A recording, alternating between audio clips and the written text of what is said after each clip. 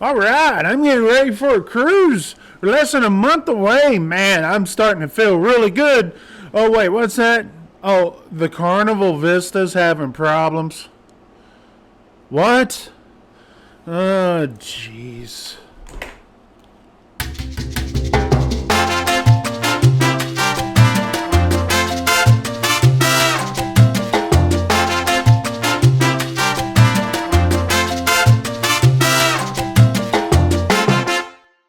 Hey, what's up, everybody? This is the Blue Collar Cruising Channel. My name is Ike Stevens. Carnival Vista. Okay, Carnival Vista. We were on Carnival Vista last February. Great ship. Can't wait to get back on there on June the 4th. But last couple of weeks, they have had some engine issues. It's been going, from what I heard, 18 knots is about max speed. They've been getting in late to ports and having to leave early. Got in late to Galveston yesterday, left like at 8 o'clock at night. And it's been getting worse. And, well, I don't know if it's been getting worse, to be totally honest. I just know that the reports have been getting worse. Don't know exactly what's going on. Carnival has not been really vocal about it, except if you're on the ship, they send you text and email and things like that. So what's going to happen? There's a few things that could happen. They could fix whatever motor issues is going on. They could fix that without going to dry dock, maybe. Or they're going to have to send it to dry dock. Now, last time something like this happened, well, they had to put it on that floating dry dock. You guys remember that back in 2019? And, well, it took 2 weeks to do. So if you figured it is currently, as I film this, May the 8th, okay, and you got 2 weeks, they'll probably do it like, a week or two out before they would announce it. Well, that would put you in June before I would say mid-June before they start cruising again if they do that.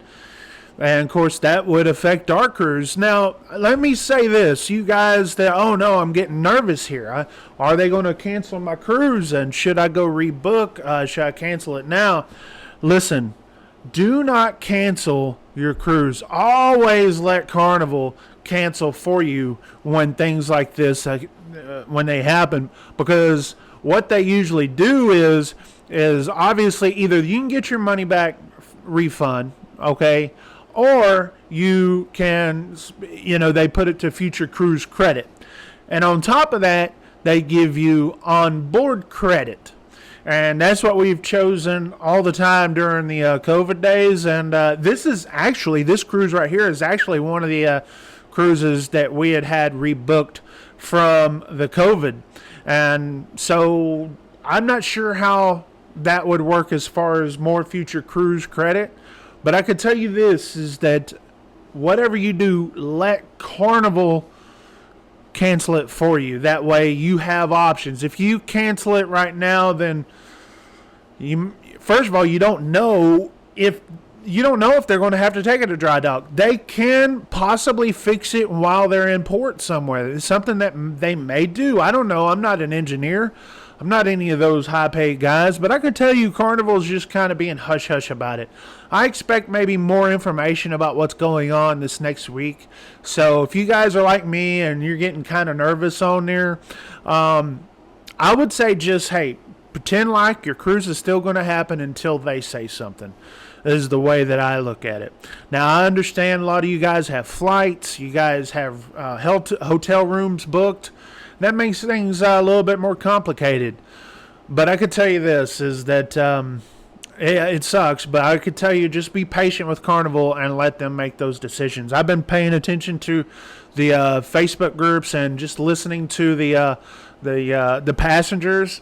These guys and girls, the passengers are saying that they're getting to these ports late and they're having to leave early. I can't remember if it was Grand Cayman or Cozumel.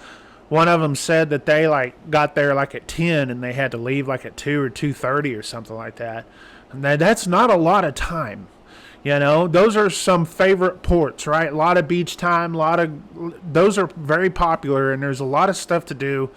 And that's not a lot of time to have your beach time. Basically, you get off a ship after you dock. Say if it's 10 o'clock, it may take you an hour at least to get off.